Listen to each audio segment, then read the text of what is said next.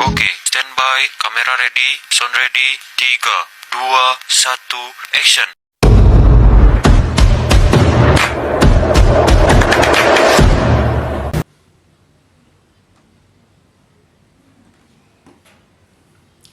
Halo, assalamualaikum warahmatullahi wabarakatuh. Perkenalkan sebelumnya saya Karimatan Nisa, NIM 30124049 dari kelas IATB. Di sini saya akan menerangkan sedikit tentang tasawuf.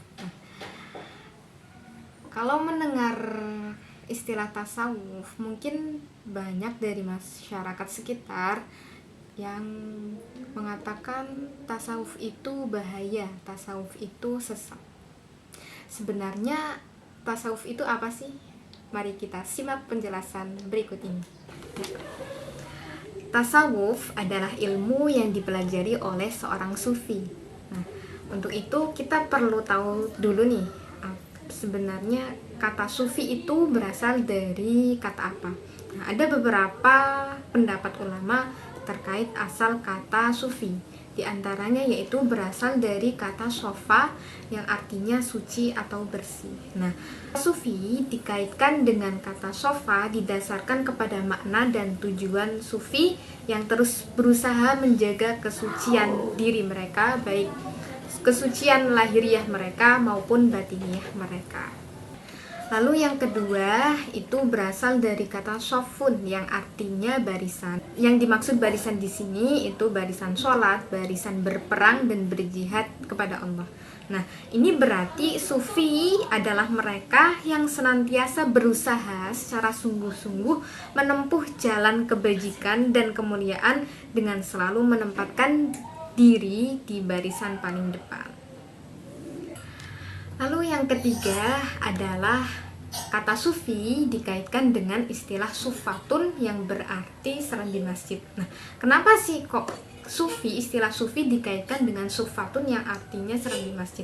Nah, perlu kita ketahui bahwa orang sufi itu suka singgah di serambi masjid. Mengapa? Sebagaimana kita ketahui bahwa masjid itu menjadi fokus, menjadi pusat dakwah. Maka siapa yang menginginkan ajaran Islam, menginginkan dakwah Islam, ya masjidlah tempatnya. Oleh karena itu mereka sering mengunjungi masjid untuk mendapatkan ilmu, maka mereka juga disebut sebagai ahlus sufa. Arkanuddin itu ada 3. Yang pertama itu iman, kedua Islam, ketiga ihsan. Nah, iman ini itu ilmu tauhid, nah Islam itu dengan ilmu syariat atau ilmu fikih, dan yang ketiga ihsan itu dengan ilmu tasawuf. Nah, ketiga-tiganya ini bisa dibedakan tetapi tidak bisa dipisahkan. Kita tidak bisa semisal mengamalkan tasawuf tanpa syariat, itu nggak bisa, karena sebagaimana Imam Malik yang mengatakan barang siapa yang mempelajari ilmu tasawuf namun tidak mempelajari ilmu fikih maka akan berpotensi menjadi orang zindik. Nah, terus juga sebaliknya, ketika kita mengamalkan ilmu syariat atau ilmu fikih tanpa mengamalkan ilmu tasawuf, maka menurut Imam Malik barang siapa yang belajar fikih tanpa belajar ilmu tasawuf maka cenderung akan menjadi orang fasik.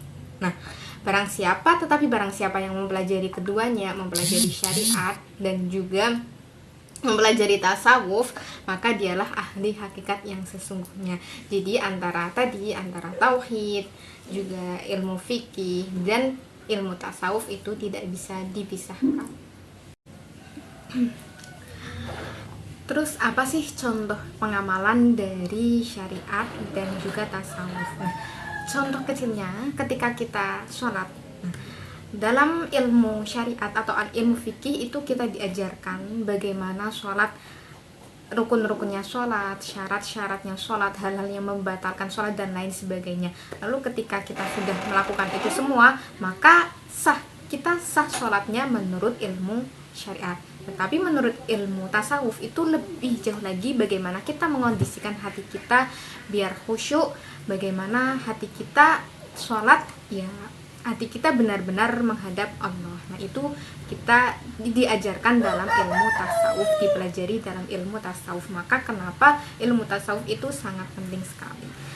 Hati itu memiliki peranan yang sangat penting, sebagaimana yang dalam hadis disebutkan bahwa Allah inna fil jasadi mudghah idza shaluhat shaluhal jasadu kulluh wa idza fasadat fasadal jasadu kulluh.